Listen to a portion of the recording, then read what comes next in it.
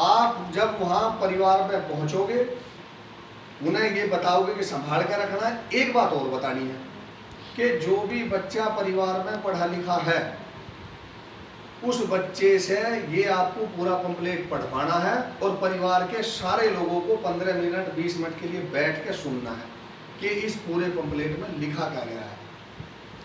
ऐसा नहीं कि हमने पंपलेट दिया और उसने मोड़ के जेब में रख लिया और फिर उसे कभी खोल के ही नहीं देखा। तो ये बात जब हम लोग वहाँ घरों में पहुँचेंगे तो ये हमें कहनी है कि आपको जो है ये पंपलेट एक बार परिवार के हर सदस्य को सुनना है, तब आपको इसकी कीमत का पता चलेगा। क्यों? क्योंकि जो भी काम हम कर रहे हैं, भले ही छोटा सा पंपलेट से ही, लेकिन इसमें भी समाज के पैसे खर्च हो रहे हैं।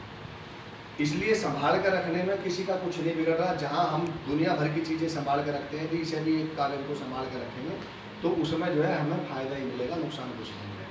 दूसरी चीज़, इसमें ये बात बताई गई है पंपलेट में कि हमारे संगठन ने अब तक क्या काम किए हैं, भविष्य में क्या काम करने की हमारी योजना है, और इसमें संपर्क नंबर टीम के दिए गए हैं। किसी को कोई समस्या है, कोई जानकारी लेना है, कोई सुझाव देना है, कोई और विचार रखना चाहता है तो वो इसलिए इसमें कॉन्टैक्ट नंबर भी दिए गए हैं।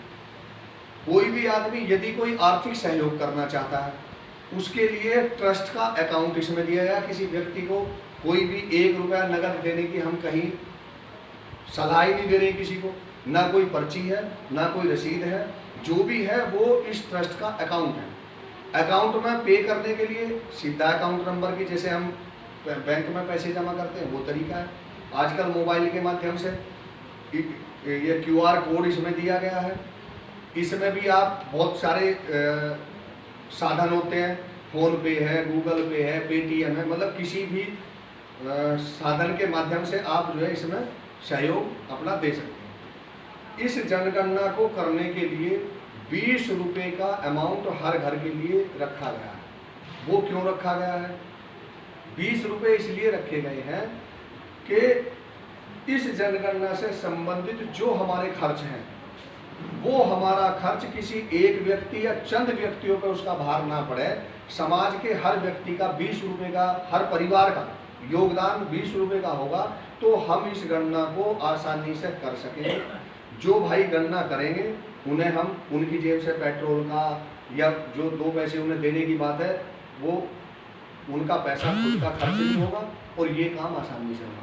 यदि हम इसे सामाजिक तौर पे किसी को जिम्मेदारी देते हैं तो इस काम की प्राथमिकता सबसे अंतिम में होगी।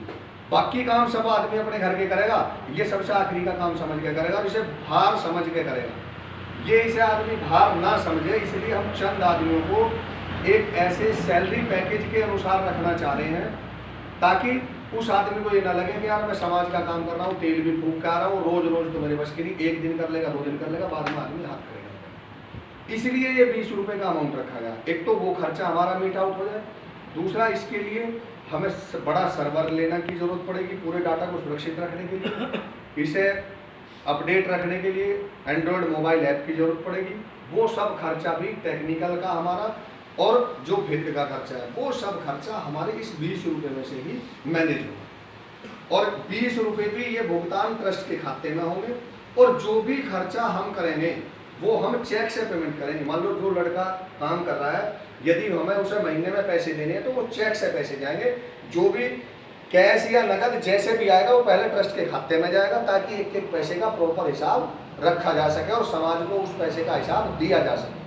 वो पहला पैसा अकाउंट में जाएगा, तब उसके बाद उसमें से पैसे खर्च होंगे।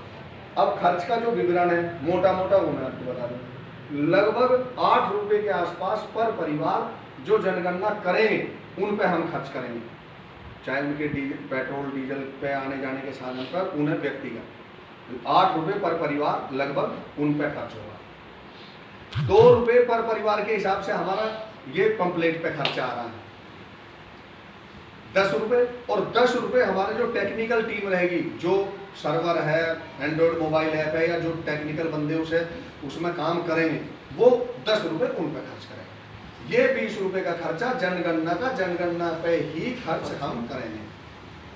मतलब इसमें किसी को कहीं कोई संशय वाली बात, जब हम कंफर्म होंगे तभी तो हम दूसरे को समझा सकेंगे।